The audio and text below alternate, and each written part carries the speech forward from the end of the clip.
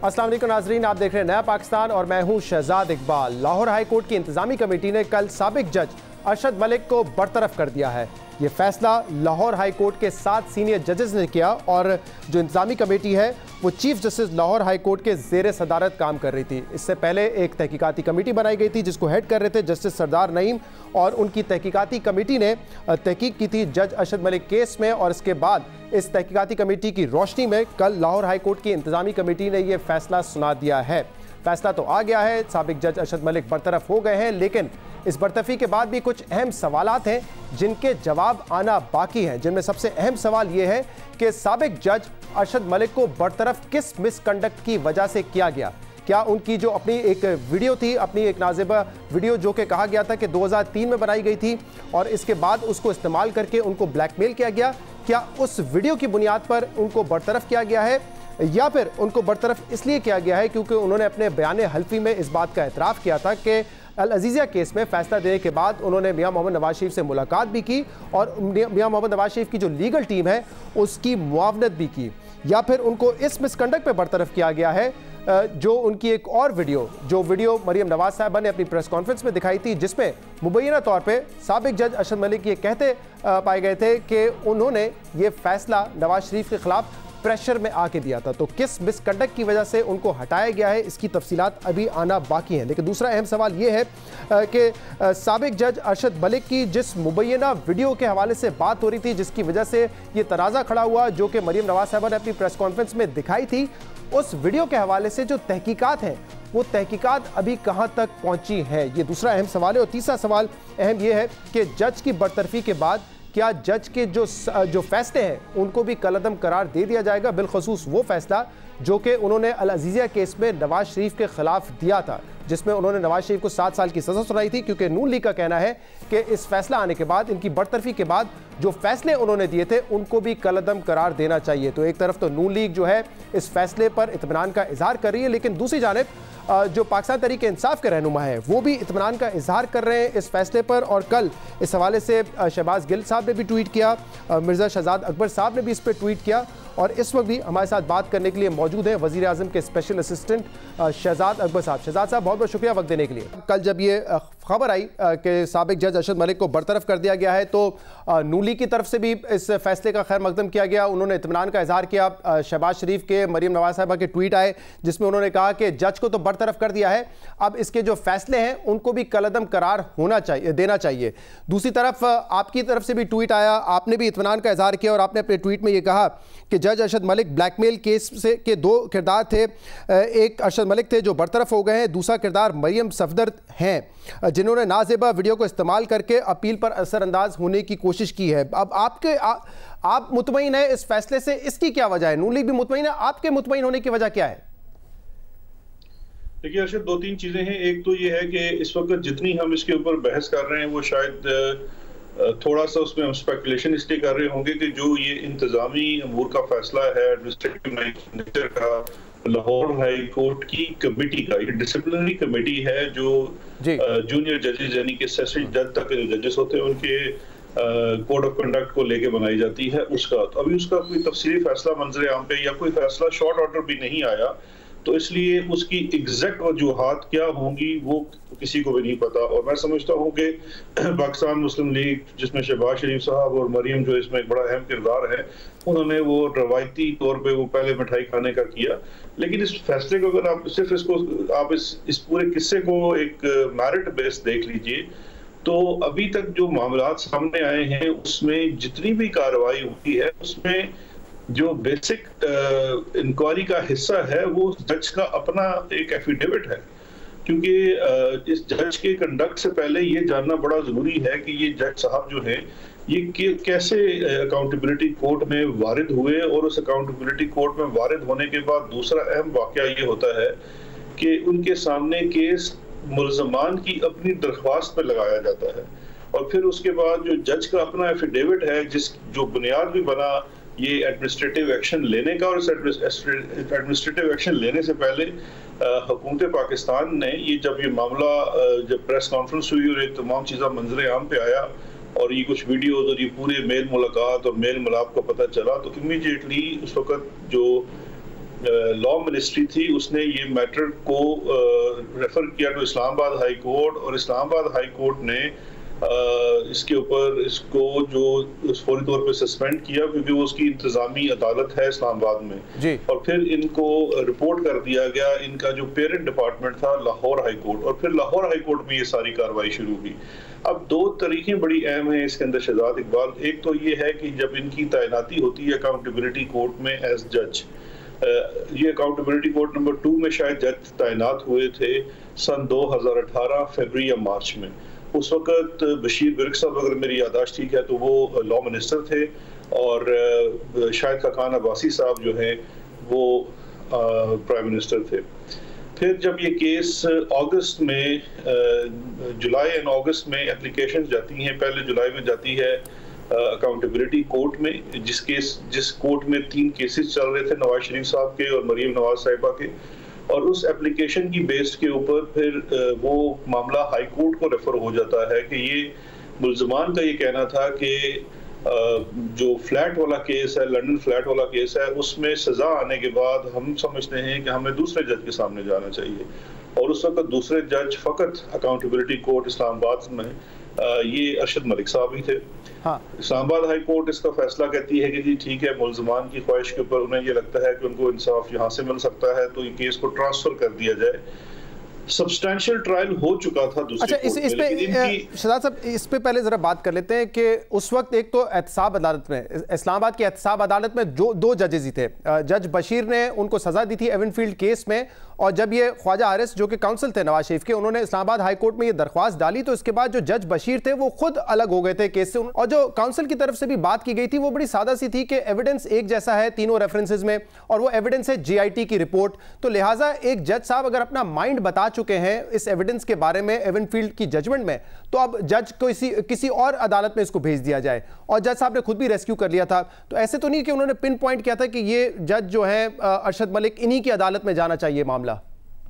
देखिए, ये शहजाद साहब बिल्कुल आप इस तस्वीर का दूसरा रुख दिखा रहे हैं, लेकिन इस तस्वीर का एक रुख ये भी है कि जब मैं जानता हूँ, और ख्वाजा हारिस साहब बड़े मायनाज कानूनदान हैं, जब मैं ये जानता हूँ कि यहाँ पे अकाउंटेबिलिटी कोर्ट्स में जज ही 2 हैं, और मैं एक जज के ऊपर अदम इत्मीनान का इजहार करता हूँ, उनकी कंटेंशन बिल्कुल ठीक हो सकती थी, लेकिन उनकी कंटेंशन के पीछे जो बैकग्राउंड में चीजें हैं वो तो अब सामने आ रही हैं, क्योंकि जिस एफिडेविट की बेस के ऊपर, जिस बयान की बेस के ऊपर उस जज का कोड ऑफ कंडक्ट के ऊपर उसको हटाया गया, और मैं बाय द वे ये बड़ा कैटेगोरिकल कहना चाहता हूँ, ये लाहौर हाई कोर्ट, उससे पहले इस्लामाबाद हाई कोर्ट ने बिल्कुल दुरुस्त फैसला किया कि जैसे ही इस तरह की कोई बात सामने आती है, बशीर जज साहब ने बड़ा अच्छा काम किया, जब उनके ऊपर अदम इत्मीनान का इजहार किया तो उन्होंने जुडिशियल रवायात के मुताबिक कहा कि ये केस मैं नहीं सुनना चाहता, इस्लामाबाद हाई कोर्ट इस पर फैसला कर दे। इस्लामाबाद हाई कोर्ट ने जो आपने कहा बिल्कुल यही ग्राउंड्स उनके सामने रखे, और उस ग्राउंड्स के ऊपर उन्होंने फैसला भी कर दिया। लेकिन अब इसके पीछे तो इस्लामाबाद हाई कोर्ट को ये मालूम नहीं था कि इस पूरी कहानी के मुख्तलिफ किरदारों से जज अरशद मलिक का कोई पुराना वास्ता था और पुराना ताल्लुक था। हमें या पूरे हम वो बातें करते हैं जो पब्लिकली नोन है और जो मंजर आम पे आई हैं और जो रिकॉर्ड का हिस्सा है और एग्रीड और जिसे कहते हैं ना एडमिटेड फैक्ट्स हैं। अब एडमिटेड फैक्ट ये है कि इस जो नाजेबा 2 वीडियोस हैं, एक वो है जो नाजेबा वीडियो है जो शायद माजी की कहीं की है, 5 साल 10 साल जब पुरानी भी है। दूसरी वो ऑडियो और वीडियो रिकॉर्डिंग्स हैं जो इन जज साहब की मेल मुलाकात की हैं नवाज शरीफ साहब से, जिनको ये सजा दे चुके थे, या इनके जो लोग इनकी बिहाफ पे जाके मिलते थे, जिसमें एक नासिर भट्ट साहब थे और एक नासिर जंजुआ साहब थे।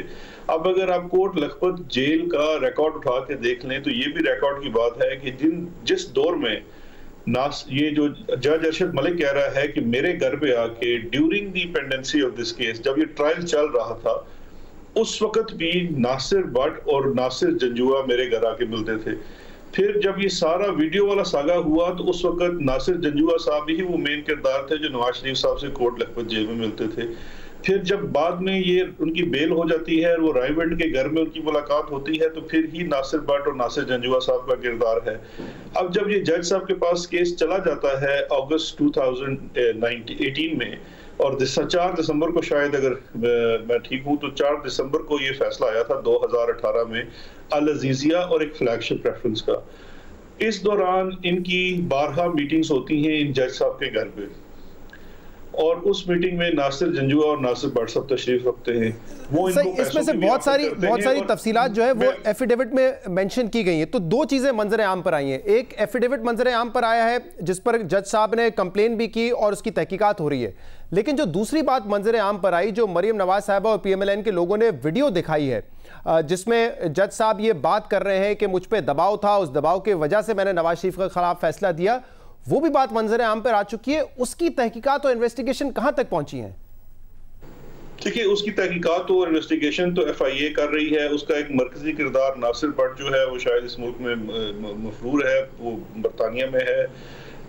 जितने लोगों की जो मेरी इंफॉर्मेशन है उसके मुताबिक बयानात रिकॉर्ड किए गए हैं, सब निशानदेही कर रहे हैं मरियम नवाज साहिबा की कि जिस दिन वो प्रेस कॉन्फ्रेंस हुई और वो जो वीडियो थी ना उन्होंने वो वीडियो देखी हुई है, जिस नाजेबा वीडियो की वो बात की जा रही है वो सिर्फ मरियम साहिबा के ही कब्जे में थी और उन्हीं ने इसको चलाया था और प्रेस कॉन्फ्रेंस भी उन्होंने की थी। अब ये वाली जो चीज़ें हैं उस तहकीकात का हिस्सा हैं और उसमें शायद कुछ फ्लो इसलिए हुई हो कि वो कुछ मुल्ज़मान यहाँ नहीं हैं और दूसरा कोरोना की वजह से वर्किंग कैपेसिटी कम हुई है। लेकिन जो मेन चीज़ शहजाद मेरा ख्याल है हम इस बहस में मिस कर रहे हैं वो ये कर रहे हैं कि किसने इस पूरी चीज़ से फ़ायदा उठाने की कोशिश की। देखिए, मैं ये समझता हूँ कि फ्लैगशिप रेफरेंस में बरियत जो है वो उसके ऊपर भी एक तो सवालिया, अगर ये इनकी मंतक मान ली जाए तो उस बरियत के ऊपर भी सवालिया निशान उठ जाता है। और फिर उसके बाद नवाज शरीफ साहब को दूसरा जो फ़ायदा दिया गया वो 14 साल की सज़ा है मैक्सिमम नैब के कानून के तहत, उनको 7 साल की सज़ा दी गई। अब ये तमाम चीज़ें, इस पे मैं जो कह रहा था ना शुरू में कि हम इस पे स्पेकुलेशन कर रहे हैं, मैं खुद इसलिए कह रहा हूँ हम स्पेकुलेशन कर रहे हैं क्योंकि देखिए दो मुख्तलिफ चीज़ें हैं। एक जो इंतजामी अमूर का जहाँ पे जज के कोड ऑफ कंडक्ट की बात है, मैं कहता हूँ एक लम्हे के लिए हम ये सोच लेते हैं कि ना ही कोई वीडियो टेप होती ना कुछ होता, महज इस जज का मुल्ज़मान से मिलना या मुल्ज़मान के किसी भी हवारी से मिलना, अपने घर पे मिलना, इतना भी एडमिशन इसकी तरफ काफी। लेकिन ये भी तो देखा जाएगा ना कि शहजाद इकबाल साहब कि जब वो मुलाकात करते हैं, अपने घर पे बुलाते हैं नासिर भट्ट को, तो फिर बात क्या करते हैं? जी, इसका जो दूसरा रुख है वो है इस्लामाबाद हाई कोर्ट में इनकी अपील। इस अपील के अंदर इन्होंने ये एक एडिशनल ग्राउंड भी शायद ऐड की हुई है। अब इस्लामाबाद हाई कोर्ट का जो डिविजनल बेंच है जिसके अंदर इन केसेस की अपील है, जहां पे दो अपील है, एक अपील नैब की है, एक नवाज शरीफ साहब की तरफ से है। उन दोनों अपीलों में ये चीज सामने रखी गई है पहले भी और दोबारा भी रखी जाएगी। अब उसके ऊपर अदालत क्या फैसला करती है वो उस प्रोसीडिंग्स में देखना होगा, उसको हम इससे मनसूख नहीं कर सकते। और जिस तरह से मरियम नवाज कह रही हैं कि जी ये देखिए इंसाफ हो चुका, दूसरा इंसाफ हो जाना चाहिए। इंसाफ के असल तकाजे तो ये होने चाहिए थे कि आपके पास जो वीडियो थी वो कब वीडियो आई, उसके ऊपर आपने क्या अमल दरामद किया, और वो जो अपने एफिडेविट में कह रहे हैं उसके मुताबिक। लेकिन शहजाद इकबाल साहब इस हवाले से तो तमाम लोग जो कि सजा मिलनी चाहिए, तमाम लोग जो प्रेस कॉन्फ्रेंसेस में थे या जिसमें एफिडेविट में नाम आया उनकी तहकीकात तो चल रही है, FIA उनकी तहकीकात कर रहा है। लेकिन सवाल ये पैदा होता है कि आप अपने ट्वीट में कहते हैं कि दो किरदार थे, एक जज साहब, एक मरियम नवाज साहबा, लेकिन अहम किरदार तो वो शख्स भी होगा जिसका जिक्र इस वीडियो में जज अरशद मलिक ने किया है। उन्होंने कहा कि उन्होंने मुझ पर दबाव डाला, उन्होंने मुझे वीडियो दिखाई, मेरी एक नाजिबा वीडियो दिखाई और मुझ पे दबाव था कि अब मैं फैसला करूं अल अजीजिया केस में।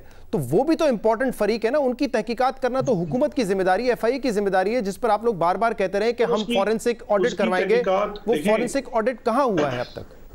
देखिए मुझे एक बात बताइए, फॉरेंसिक ऑडिट की तो बात तब होती है कि जब वो जज उस चीज से कोई इंकारी हो। जज के जो एफिडेविट आया है उस एफिडेविट से आगे ही बात चलनी है। अब देखिए इस पूरी तहकीक के अंदर, और ये फिर मैं कहूंगा कि हम रवायती स्पेकुलेशन कर रहे हैं जो शायद सहाफत के अंदर मजबूरी होती है, लेकिन अब उस तहकीकात के अंदर जो हतमी उस तहकीकात की रिपोर्ट आएगी उसके मुताबिक ही देखा जाएगा।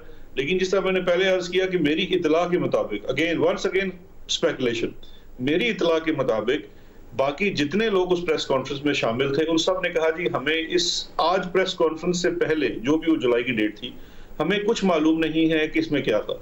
ये तमाम चीजें मरियम साहिबा के पास हैं। अब मुझे बताइए, इस मुल्क के तहकीकाती इदारे, ये इतना ताकतवर जोरावर खानदान है, मरियम साहिबा से कितनी तफ्तीश कर पाए हैं? मैं समझता हूँ FIA की फेलियर है। FIA की फेलियर इसलिए है कि मरियम नवाज से बाकायदा तफ्तीश होनी चाहिए। तफ्तीश इसलिए होनी चाहिए कि उनकी दिखाई हुई वीडियो के अंदर जो उनके इस्तेमाल में थी उसके अंदर एक बड़ा संगीन इल्जाम है कि ये इस केस के दौरान किसी ने वीडियो दिखा के जज को ब्लैकमेल करने की कोशिश की है। अब मुझे बताइए, या तो इस चीज का जवाब दे सकता है अरशद मलिक या जिसके पास ये जिसने प्रेस कॉन्फ्रेंस की थी उसने, बाकी लोग इनकार हो चुके हैं। लेकिन आपकी तरफ से ये प्रेस कॉन्फ्रेंस की थी, कता कलामी की माजरत चाहता हूं शहजाद साहब, एक सवाल यहाँ पे सुन लीजिए, इसके साथ ही जवाब दे दीजिएगा, क्योंकि आपने अपनी प्रेस कॉन्फ्रेंस में ये कहा था कि हम इसका फॉरेंसिक ऑडिट करवाएंगे और होना चाहिए, बल्कि आपने तो कहा था कि इस पे तो कमीशन भी बनना चाहिए। यही बात फिरदौस आशिक अवान साहबा ने भी की, क्योंकि आपने कहा ये एक जज पे इल्जाम नहीं है, ये पूरी जुडिशरी पर इल्जाम है। जब मामला सुप्रीम कोर्ट पे गया था तो सुप्रीम कोर्ट ने भी कहा कि ये तो काला धब्बा है जुडिशरी पे और जजेस पे जो हरकत सामने आई हमारे और जिस किस्म का एफिडेविट है। तो ये जिम्मेदारी तो हुकूमत की थी ना कि उसका फॉरेंसिक ऑडिट तो करवाए और पता करे कि क्या केस का फैसला मेरिट पर दिया गया है या जैसे कि उस वीडियो में बताया गया है कि दबाव के जरिए दिया गया है।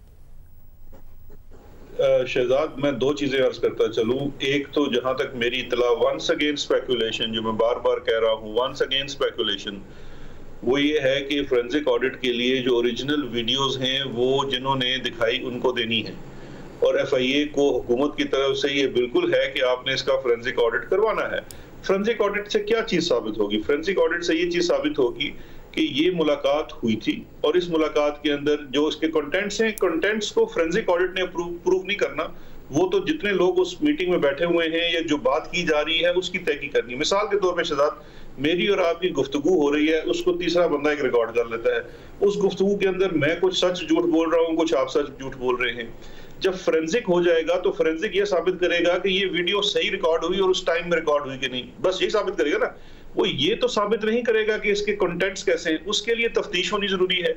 अब जब तफ्तीश होना जरूरी है तो इस तफ्तीश के लिए एक तो वो जिस पे इल्जाम लगा उसकी तफ्तीश हो चुकी, जिसने इल्जाम लगाया उसकी भी तफ्तीश होती है, क्योंकि जिसने इल्जाम लगाया, क्योंकि बेसिकली मरियम साहबा ये इल्जाम लगा रही हैं कि उस फैसले को लेने के लिए किसी ने इनके जज को ब्लैकमेल करने की कोशिश की।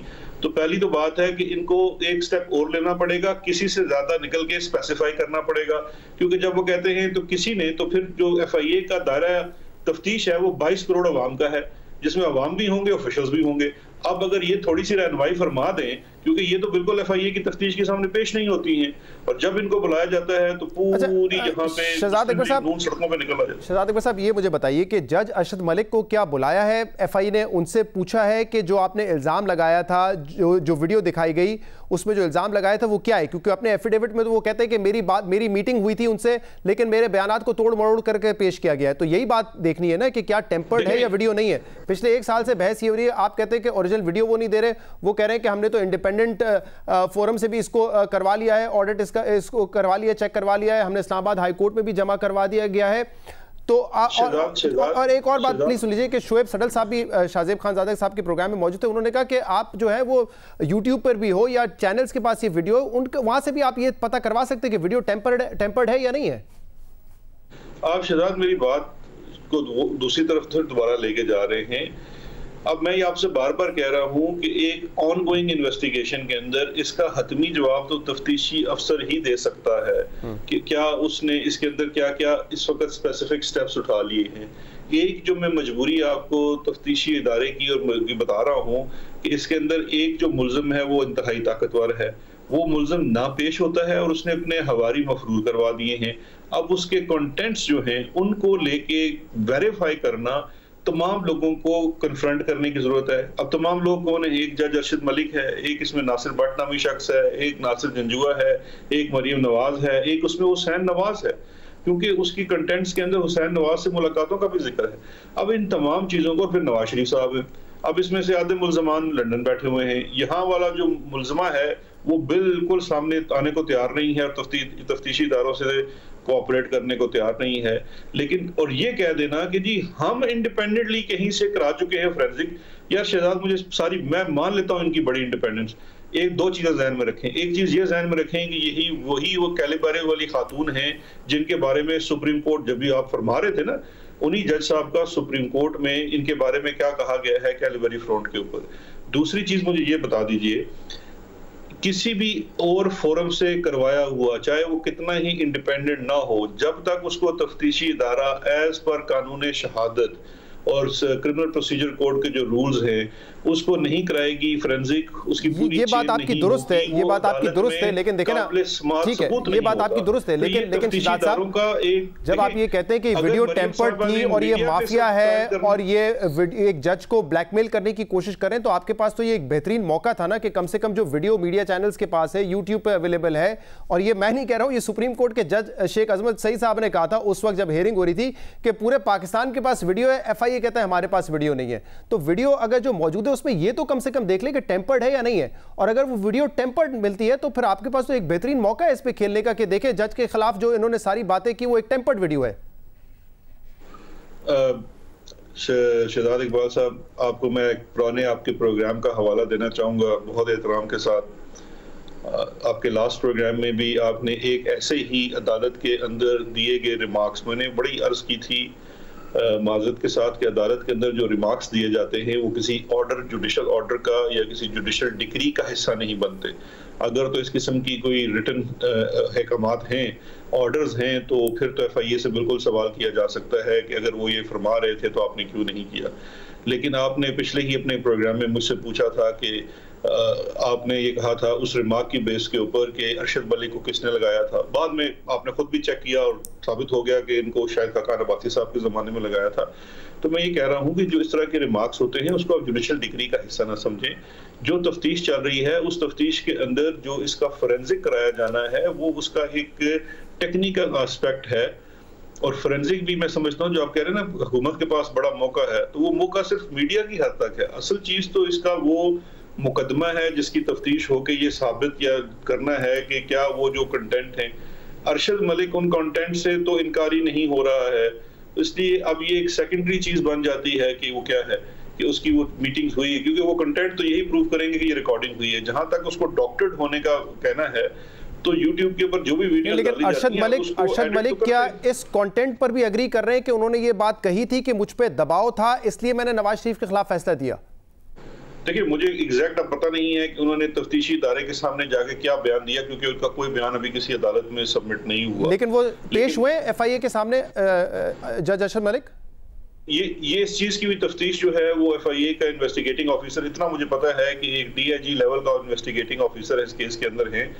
लेकिन मुझे ये एग्जैक्ट नहीं पता कि अरशद मलिक कितनी दफा पेश हुए या नहीं हुए, लेकिन वो लाजमी पेश हुए होंगे, उनसे सवाल जवाब भी किया गया और इन्वेस्टिगेशन भी की होगी, क्योंकि मेरी नजर में तो इन सबसे इन्वेस्टिगेशन होनी चाहिए। जहां तक मुझे इत्तला है वो इसमें तकरीबन तमाम लोग सवाए शायद मरियम नवाज साहिबा के, उनकी क्वेश्चनिंग हो चुकी है और अपने वो जवाब में सारे लोग ये कह चुके हैं कि इसके तमाम सबूत असल वीडियो मरियम नवाज साहिबा ने गालिबन रिटन जवाब भेजा था एफआईए को। लेकिन मैं एक क्लिप आपको सुनवाना चाहता हूँ। ये नासिर भट्ट साहब ने कहा था प्रोग्राम, शाजिब खानजादा साहब के प्रोग्राम में, ये इंपॉर्टेंट इसलिए, इसको सुन लीजिए, उसके बाद जवाब दीजिएगा इसका कि ये पूछना कितना जरूरी है, इन्वेस्टिगेशन इस मामले पर कितना जरूरी है, क्योंकि बड़ा सीरियस एलिगेशन है ये। उन्होंने जो कुछ बताया वो वीडियो में, और उन्होंने ऐसी बातें बताई जो मैं भी सुन के हैरान था। अगर सिर्फ मकसद ये था, साकिब निसार साहब मुझे मलिक अरशद साहब बता रहे हैं कि उन्होंने मुझे बुला के कहा कि आपने कानून से हट के फैसला करना है, क्योंकि मुल्क हालत जंग में है और आपने सजा जरूर देनी है। मुझे ये समझ है, मलिक साहब कह रहे थे मैं तो रात को सो नहीं सकता भट्ट साहब कि यार ये ऐसी मुझे डराने ख्वाब आते हैं।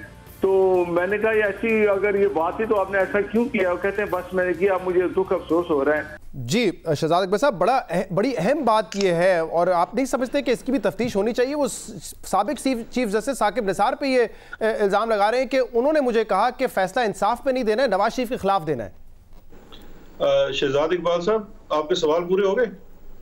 जी जी, वीडियो दिखाइए। सवाल किया आपसे, एक ही सवाल किया है। वीडियो दिखाने से पहले मैं कुछ अर्ज करना चाह रहा था, आपने काट के वीडियो दिखा दी। अच्छा, नहीं मैंने सुना नहीं, आपकी आवाज नहीं आ रही थी, मैंने सुना नहीं। मैं दोबारा आपकी, क्योंकि आपने जाने से पहले एक छोटी सी एंगलिंग की थी जिसको सहाफती शायद चीज में एंगलिंग कहते हैं। आपने की एंगलिंग ये की थी, आपने ये फरमाया था कि मरियम नवाज साहिबा ने शायद तहरीरी जवाब भिजवा दिया था। जी, मैंने आपसे कुछ कहना चाहा तो आपने मुझे काट दिया और एक वीडियो नहीं बताइए क्या कहना है, मुझे आपकी आवाज नहीं आई, बताइए क्या कहना चाह रहे हैं। मेरी बात सुन लें। सुन रहा हूं। या तो मैं आपके प्रोग्राम से उठ के चला जाता हूं, या आप जितना लंबे सवाल करना चाहें कर लें, उसके बाद मेरा जवाब पूरा सुने, क्योंकि देखिए आपकी हमदर्दियां जो भी हो सकती हैं, लेकिन मेरा जवाब आपको सुनना पड़ेगा। शहजाद इकबाल साहब, मैं आपका सवाल सुनने के लिए बैठा हूं और हर शख्स गवाह जो ये प्रोग्राम देख रहे हैं कि आपको अच्छा खासा टाइम भी मिला है, आपकी आवाज मुझ तक नहीं पहुंची, वो अलग बात है, लेकिन आप अपनी बात मुकम्मल कर लीजिए। जी शहजाद इकबाल, मेरा जवाब सुन लें, मेरा कमेंट सुन लें, बल्कि जवाब नहीं, कमेंट सुन लें।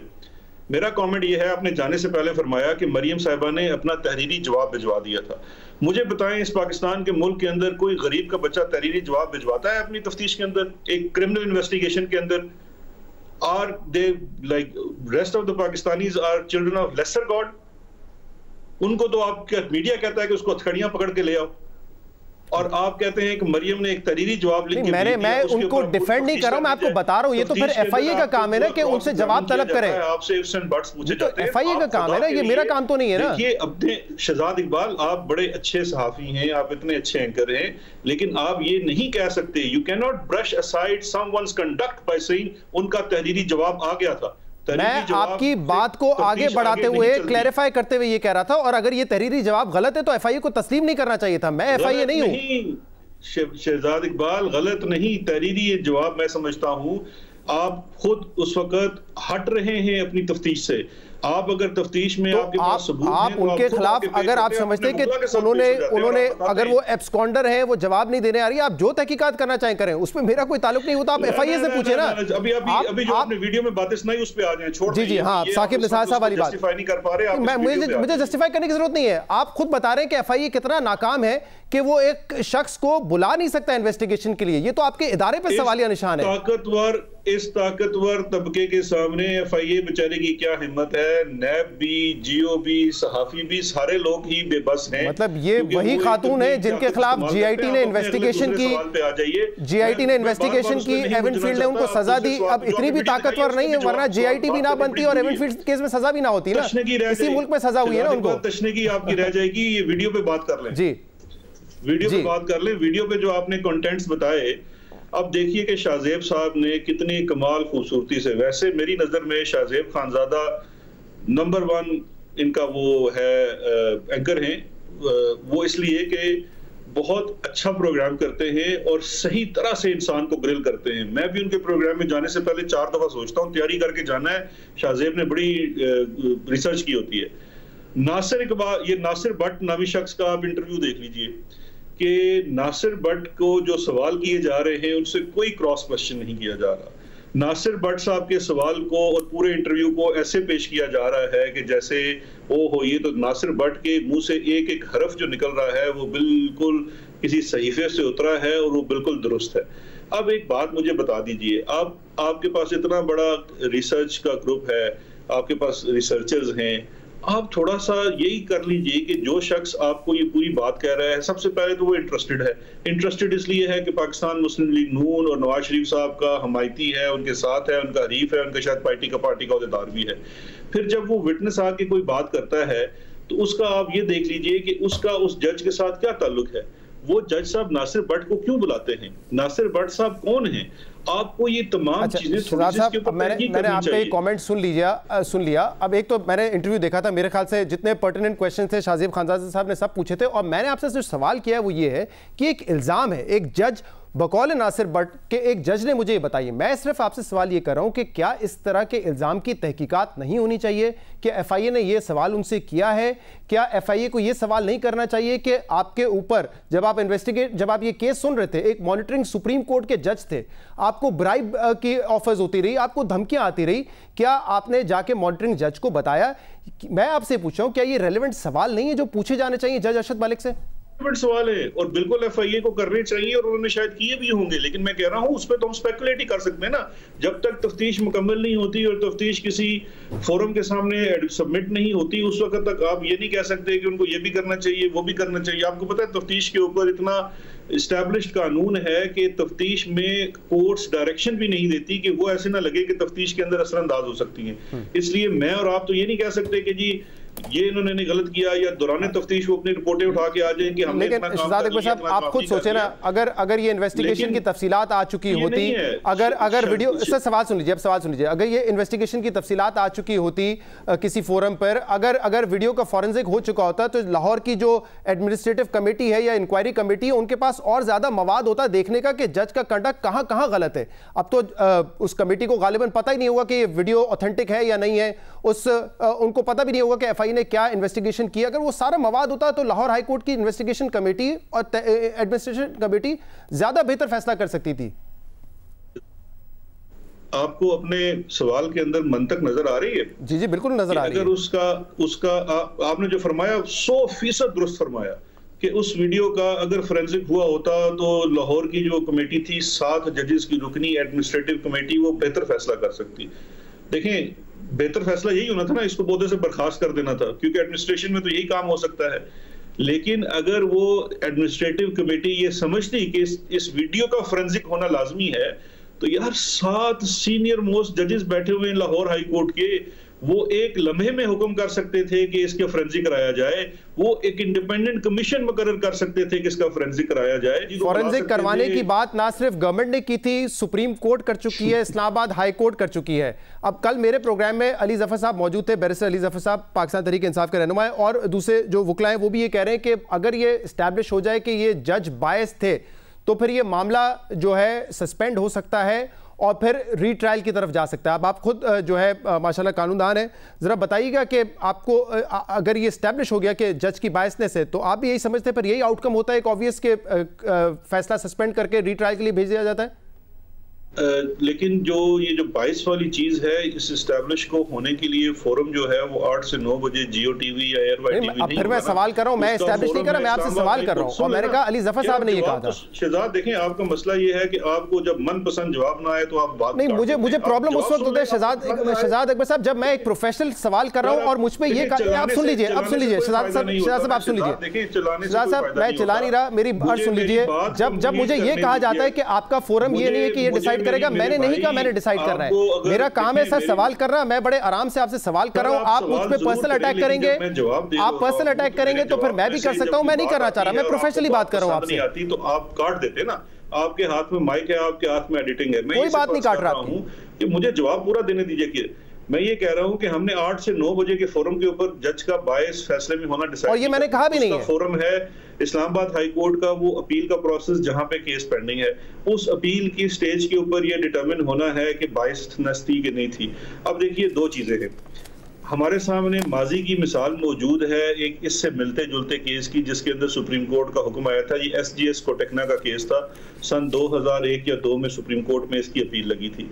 उस अपील के अंदर भी इस तरह की कुछ चीजें थी जहां पे उस वक्त के जो चीफ मिनिस्टर, जो मरियम साहिबा के चचा हैं जिनका नाम शहबाज शरीफ है, उन्होंने as chief minister of Punjab, और उस वक्त जो एहतसाब कमीशन के सरबराह थे ये सैफुर रहमान साहब, उनकी ऑडियो कॉल्स थी जो लीक हुई थी, लंदन में से बैठ के प्रेस कॉन्फ्रेंस हुई थी, उसके ऊपर वो लीक करके चलाई गई थी, और उसके ऊपर भी इस तरह से इल्जामात थे कि इन्होंने जज को इन्फ्लुएंस किया, जिसके अंदर शहबाज शरीफ साहब बाकायदा नवाज शरीफ साहब का हुक्म पहुंचा रहे थे जस्टिस कयूम को, जो जज इसको सुन रहे थे, और उसकी टेलीफोन टेपिंग मौजूद थी। उसके अंदर भी जब ये केस सुप्रीम कोर्ट में गया तो सुप्रीम कोर्ट ने उस केस को ट्रायल डी नोवो के लिए दे दिया।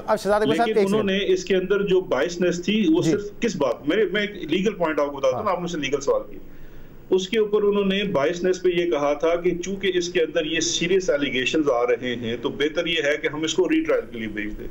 अब जो हमारे सामने प्रेसिडेंट मौजूद है वो यही है कि जब ये चीज सामने आती है तो जज सबसे पहले सब्सटेंस देखेंगे, सब्सटेंस ये देखेंगे कि ये केस किस स्टेज के ऊपर इस अदालत में गया, उसमें क्या हुआ, और फिर जो एलिगेशन ऑफ बायसनेस है, अगर उनको ये लगे कि ये एलिगेशन ऑफ बायसनेस उस थ्रेशोल्ड के ऊपर है तो बिल्कुल वो रीट्रायल ऑर्डर कर सकते हैं। अब सवाल सुनिए, सिंपल सी बात है, अगर वो रीट्रायल का ऑर्डर करेंगे तो उनको दोबारा से दोनों केसेस में जाना पड़ेगा। फ्लैगशिप में जहां इनकी बरियत हुई है वहां इनको दोबारा फेस करना पड़ेगा। मैंने तो वो चीजें सही इसीलिए यही वीडियो निकाल के हरगिज ये साबित नहीं किया जा सकता कि नवाज शरीफ बेगुनाह है। हमारी आपसे सिर्फ अर्ज ये है जी, मैंने आपसे यही सवाल किया था कि अगर बायसनेस स्टैब्लिश हो जाती है तो क्या होगा। आपकी कानूनी राय मांगी थी, यही राय अली जफर साहब से मांगी थी, उन्होंने भी जवाब दे दिया, आपने भी अब जवाब दिया। लेकिन पहले आपने कहा कि ये यहाँ पे आपके प्रोग्राम में स्टैब्लिश नहीं होना है। मैंने ये नहीं कहा था इस प्रोग्राम में स्टैब्लिश होना है, मैंने सही सवाल किया था जी, मैंने यही सवाल किया था कि अगर स्टैब्लिश हो जाती है तो आपकी कानूनी राय क्या है कि अगर बायसनेस स्टैब्लिश हो जाती है। इसलिए मैंने सवाल किया था, उसमें पर्सनल होने की जरूरत नहीं कि आपने अपने फोरम पे ये स्टैब्लिश करना है। मैंने नहीं कहा इस फोरम पे बायसनेस स्टैब्लिश करें। भाई आपको क्यों लगता है नहीं, क्योंकि आपने ये कहा ना कि आपके प्रोग्राम में नहीं होगा। मैं तो बड़ा ड्रामे करता हूं, जी, चलो ठीक है, आपको सिर्फ आराम से। चलिए शहजाद साहब, एक आखिरी इशू पे आपसे सवाल कर लूं। ARU के आप सरबराह हैं, ARU का काम ये है कि बाहर जो भी असासे हैं अगर वो गैर कानूनी है तो उसकी तहकीकात करके पैसा वापस मुल्क में बुलाया जाए। अब आप गुस्सा कर गए। नहीं, मैं सवाल कर रहा हूं, मैं गुस्सा नहीं कर रहा हूं। मैं आप पता नहीं अगर देख सकते हैं तो देख लें, मैं गुस्सा नहीं कर रहा हूं। मैं एक सवाल कर रहा हूं कि एक खबर आई थी जिसमें यह था कि वफाकी वजीर फैसल वावडा की 9 ऐसी प्रॉपर्टीज हैं बैरून मुल्क जो उन्होंने अपने कागजात नामजदगी में जमा नहीं करवाई है, उन्होंने उनको डिक्लेयर नहीं किया है। क्या ARU ने कोई तहकीकात की है कि क्या ये जो खबर थी ये दुरुस्त है, क्या वाकई फैसल वावडा की प्रॉपर्टीज बैरून मुल्क मौजूद है? ARU ने पता करने की कोशिश की है, हाँ या नहीं? सर मैं अब आपको अर्ज कर दूं इसमें जी। अब आपने मेरा बहुत ठंडे दिमाग, दिल और दिमाग दोनों, दिल को भी साफ करके, मैं आपसे हरगिज आपके ऊपर कोई पर्सनल अटैक नहीं कर रहा, आपने दिल और दिमाग साफ करके बात सुननी। ठीक है, देखिए 2 चीजें हैं। पहले तो ये थोड़ा सा लंबा हो जाएगा, ARU काम कैसे करता है। ARU या तो जिसके पास कोई इतला आती है किसी ऐसी चीज की जो बिल्कुल ही छुपी हुई है और हम उसके ऊपर काम करें। दूसरा इसका काम है कोऑर्डिनेशन करना है 4 इदारों के दरमियान और उनसे जो बाहर से मालूमात चाहिए, जिसमें NAB है, FIA है, FBR है और स्टेट बैंक का जो FMU है जो कि बेसिकली इंफॉर्मेशन देता है सस्पिशियस ट्रांजैक्शंस के बारे में। अच्छा, अब इस केस की जो आप फैसल वाडा साहब के केस की बात कर रहे हैं, मैं बिल्कुल अर्ज कर देता हूं कि ये तो ऑलरेडी एक कंप्लेंट NAB के सामने मौजूद है।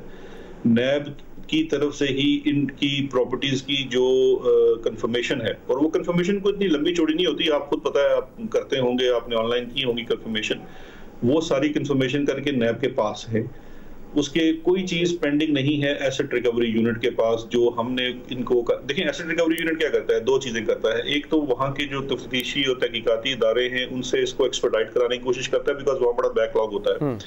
दूसरा जो अनकन्वेंशनल मीन्स हैं जिसके अंदर अभी जिस तरह से वो पूरा एक केस के अंदर भी चला 192.com और फोन बुक और इस तरह की जो ओपन सोर्स सर्चेस करके हमारे पास एक्सपर्ट्स हैं जो इस तरह की मालूमात हासिल कर लेते हैं, वो तफ्तीश में तो आपको बहुत हेल्प करती हैं, लेकिन अगर क्रिमिनल ट्रायल में चाहिए तो वो आपको IMLA जो होता है इंटरनेशनल म्यूचुअल लीगल असिस्टेंस की रिक्वेस्ट, उसके जवाब में चीजें चाहिए होती हैं।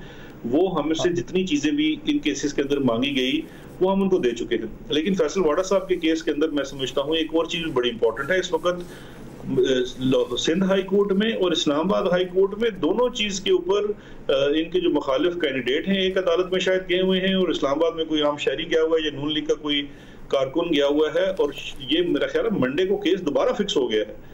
तो अब तो ये बात ARU के भी हाथ से निकल गई है, तो अदालत ने इसके ऊपर फैसला करना है। अगर उन्होंने अपने जो डिक्लेरेशन है इलेक्शन कमीशन के मैं समझ गया, लेकिन इस पे बयानी की है तो स्टैंडर्ड वही होगा जो बाकी लोग। ARU का क्योंकि एक स्पेसिफिक मकसद है कि आपने लूटी हुई दौलत वापस लेकर आनी है, मुबैना लूटी हुई दौलत वापस लेकर आनी है, तो क्या आप अपने तौर पर तहकीकात कर सकते हैं, अगर चाहे कि पता कर सकते हैं कि क्या वाकई ये प्रॉपर्टीज हैं जो कि किसी शख्स ने, खासतौर पर वो अगर आपकी पार्टी का वजीर हो, कि उसने अगर उसको डिक्लेयर नहीं किया। हम अपने तौर पर आप फैसला कर लें पहले, शहजाद इकबाल, पहले आप फैसला कर लें कि 14 महीने कुछ लोगों ने और मीडिया ने कमेंट ये पूरे आर्गुमेंट किए कि हम अपने तौर पे कुछ नहीं कर सकते।